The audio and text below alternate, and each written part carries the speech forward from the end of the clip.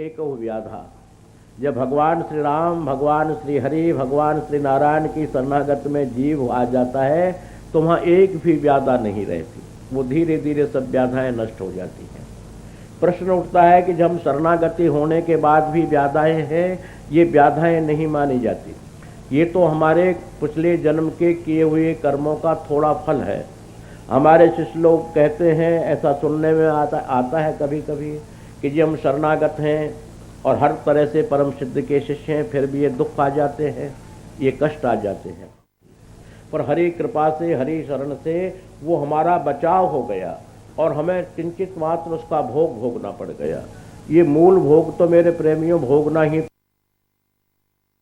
पड़ेगा, चाहे राम जी हो, चाहे कृष्ण जी हो, चाहे नरसिंह जी हो, चाहे कोई भी हो, भगवान जी, जो भी भगवान जी हैं वो भी हो, उनको भी भोगना तो पड़ा ही पड़ा। पूर्व जन्म संस्कार, पूर्व जन्मों के संस्कार के द्वारा भगवान श्री राम जब मानव योनि में आए तो क्या कष्ट नहीं पाए। सीता हरण मरण दशरथ को विपत्ति में विपत्ति परे। सीता का हरण हो गया, पिता के मृत्यु के समाचार मिल गए और व्याधाएं आने लग गई। अब बताइए भगवान श्री राम, उनको व्याधाओं से क्या लेना देना था, पर मानव योनि में आने से उनको भी ये व्याधा भोगनी पड़ी। और बड़े शांत स्वर में यही कहा गया कि ये सुख और दुख सूर्य की तरह है, सूर्य उदय होता है, मध्य होता है, अस्त हो जाता है। इस तरह दुख आते हैं और प्रभु कृपा से चले जाते हैं। अब उसमें प्रभु कृपा, गुरु कृपा यही होती है कि मानव दृढ़ निश्चय हो जाता है, अर्थात उन विपत्तियों को सहन करने की ताकत उसके अंदर आ जाती है, वरना तो सहन करना बड़ा मुश्किल हो जाता है। यही गुरुओं की कृपा, भगवत कृपा हमको माननी चाहिए कि हमारे अंदर में सहनशीलता, हमारा अंदर झेलने की ताकत प्राप्त हो जाती है, हम उद्विग्न नहीं होते। इसलिए उसको इस तरह विचार कीजिए। बाबा नानक देव जी कहते हैं कि पूर्व जन्म का लहना पाई, पहल के जन्म के भाई किए हुए कर्म तो मूल तत्व में तो भोगने ही पड़ेंगे। गुरु कृपा से ये है कि उनके ब्याज के ब्याज, ब्याज के ब्याज जो बढ़ते चले जाते हैं, अर्थात सहस्र गुना फल जब पुण्य का होता है तो पाप का भी विचार कीजिए। वो उसने क्या किया है, वो पाप भी तो है ना, पाप और पुण्य, तो पाप भी सहस्र गुना ही बढ़ता है। उस सहस्र गुणे को संत कृपा, हरि कृपा से सहस्र गुणे के लिए मूल रह जाता है, 999 समाप्त हो जाता है। तो थोड़े बहुत हमको मूल पापों का, पूर्व जन्म के पुण्यों का, पूर्व जन्म के पापों का कुछ तो भोगना होगा। कि भगवान राम ने भी हमको यही शिक्षा दी नहीं कि हे मानव, मैं भी मानव रूप में आया हुआ हूँ, अर्थात तू चिंतन मत कर, तू मुझे दे। मेरे पैरों में चक्रवर्ती राजा का बेटा होते हुए भी, चक्रवर्ती राजा का पुत्र होने के पश्चात भी मेरे हालात देखिए कि मेरे पैरों में खड़ाऊं भी नहीं है, पहनने के लिए वलकल वस्त्र पहने हुए हूँ, वस्त्र भी नहीं है, सोने के लिए कहीं कोई छप्पर भी नहीं है। नित्य प्रति जहाँ ठहरता हूँ वहाँ छप्पर बनाता हूँ, बनाता हूँ और उसी कुटिया में रह जाता हूँ, फिर उसको छोड़ के आगे चलते हूँ। तो ये हमको शिक्षा भगवान राम ने, भगवान श्री कृष्ण ने दी। दोनों ही वैभव अवतार थे, जो पूर्ण वैभवशाली दोनों, और वैभवशाली होने के बाद भी हमें जनजीवन को ये शिक्षा प्रदान करी कि हे मानव, तू ही इतना विचलित क्यों होता है। हम परब्रह्म होने के बाद भी इस मानव शरीर में आकर के ये शिक्षा दे रहे हैं। हम आप लोगों के लिए उस प्रभु से, महामा आदि शक्ति लक्ष्मी जी से, क्योंकि लक्ष्मी सर्वे गुणा कांचन आश्रयंती, जितने भी गुण हैं वो लक्ष्मी के अंदर ही मौजूद होते हैं। महामा की अनुकंपा से ही सब कुछ होता है। और जो आज आप बैठे हैं वो श्री संप्रदाय में ही बैठे हुए हैं। श्री नाम है लक्ष्मी का, जो भगवान नारायण के साथ श्री देवी रहती हैं, उन्हीं का नाम श्री है, और उस श्री संप्रदाय में आप बैठे हुए हैं। ये मूल संप्रदाय है, वो लक्ष्मीनाथ समारंभा, लक्ष्मी से ही प्रारंभ होती है, श्री देवी से प्रारंभ होती है। क्यों? या श्री स्वयं सुकृतिनाम भवने सुलक्ष्मी पापात्मनां कृतधियां हृदये सुबुद्धि। वो महामाँ कौन? श्री देवी।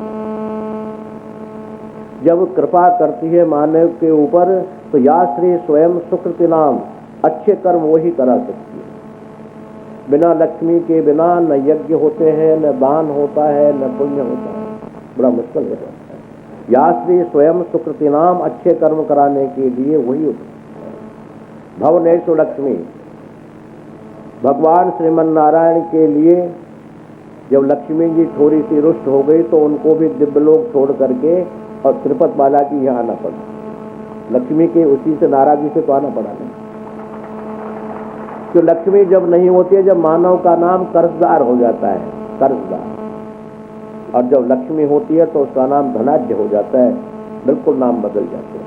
या श्री स्वयं सुकृति नाम भवनेषु लक्ष्मी पापात्मनाम कृत धियाम हृदये सुबुद्धि।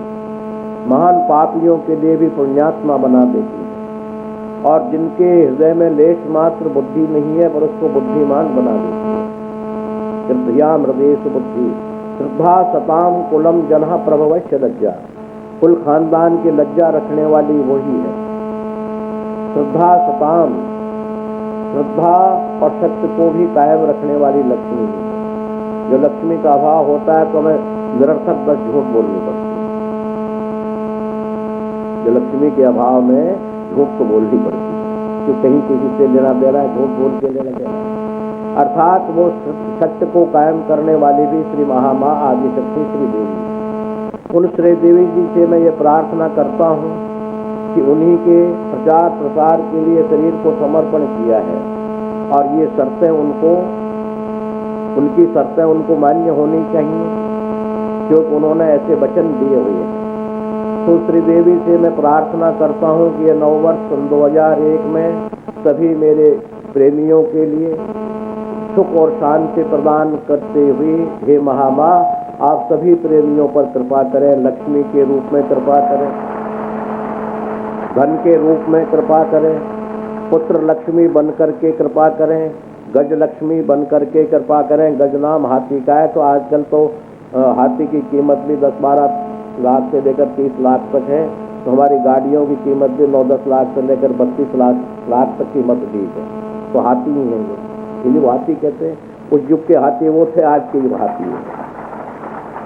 तो गज लक्ष्मी, वाहन लक्ष्मी, पुत्र लक्ष्मी, वैभव लक्ष्मी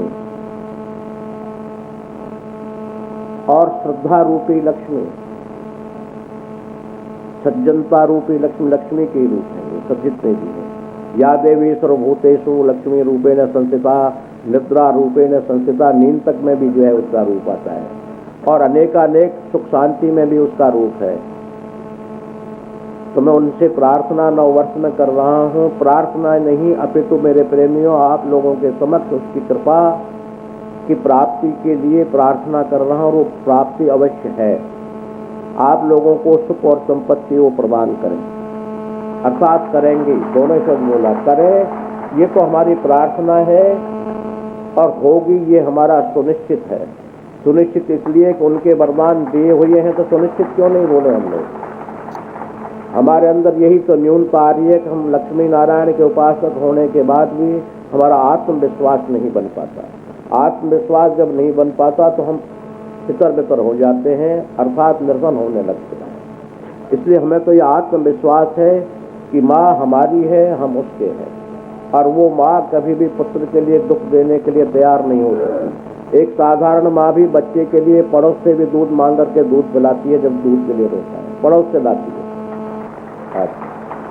जो साधारण माँ बच्चे के लिए इतना करती है, तो वो आदि लक्ष्मी जगत जननी हमको दुख कैसे दे सकती है। जब उसके ऐसे वचन हैं, ऐसे उनके संकल्प हैं, तो उनकी ओर से उनके दिए हुए वचनों को पुनः स्मृत करा रहा हूँ उस महामाँ को, कि आपके दिए हुए वचन हैं ऐसे कि तुम्हारे कहने पर हम वो करेंगे जो जो तुम चाहोगे। तो हम तो यही चाह रहे हैं कि हमारे प्रेमियों के यहाँ हर प्रकार की सुख और शांति रहे।